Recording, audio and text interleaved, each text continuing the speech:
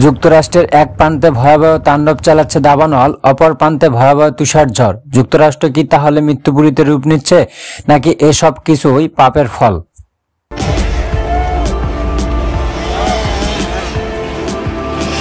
ইতিহাসে ভয়াবহ দাবানলে 10 দিন ধরে পুড়ছে ক্যালিফোর্নিয়ার লস অ্যাঞ্জেলেস। এতে প্রাণ গেছে অন্তত 25 জনের, নিখোঁজ রয়েছে বেশ কয়েকজন। পুড়ে ছাই 60 বর্গমাইলের বেশি এলাকা। দাবানলে পুড়ছে বিস্তীর্ণ এলাকা। লাখো মানুষ ঘর বাড়ি ছেড়ে অবস্থান করছেন নিরাপদ আশ্রয়ে। তবে নিজ ভিটা নিয়ে কাটছে না দুশ্চিন্তা।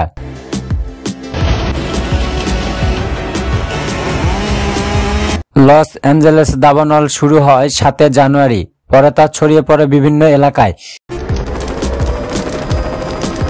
এর মধ্যে ছোট বড় প্রায় 12টি অগ্নিকাণ্ডের ঘটনা ঘটে। বর্তমান চরম ভাবাপন্ন আবহাওয়া, আগুন টর্নেডো সৃষ্টির আশঙ্কা রয়েছে।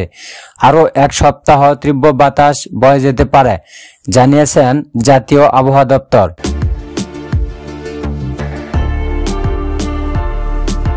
লস অ্যাঞ্জেলেস শহরটি এখন প্রায় মৃত্যুপুরীতে রূপ নিয়েছে।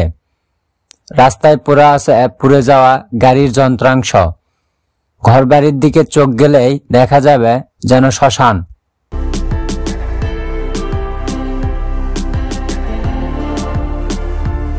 তীব্র তুষার ঝড়ে বিপর্যস্ত যুক্তরাষ্ট্র। দুর্যোগপূর্ণ আবহাওয়ার কারণে 29 অঙ্গরাজ্যে প্রায় 6 কোটি মানুষ বিপর্যস্ত।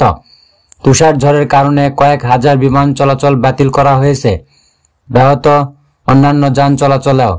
তুষারপাত ও তীব্র তুষার ঝড়ো হাওয়ায় বন্ধ হয়ে আছে বহু রাস্তাঘাট। বিপর্যস্ত জনজীবন। জরুরি প্রয়োজন ছাড়া নাগরিকদের ঘরের বাইরে না যাওয়ার পরামর্শ দেওয়া হয়েছে। বন্ধ ঘোষণা করা হয়েছে শিক্ষা প্রতিষ্ঠান। মার্কিন আবহাওয়া অফিস জানিয়েছেন, গত 10 বছরেও এমন তুষার ঝড় দেখেনি যুক্তরাষ্ট্রের মানুষ।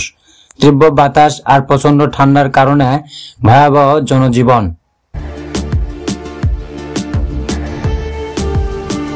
রাজ, PFN টিভি, যুক্তরাষ্ট্র।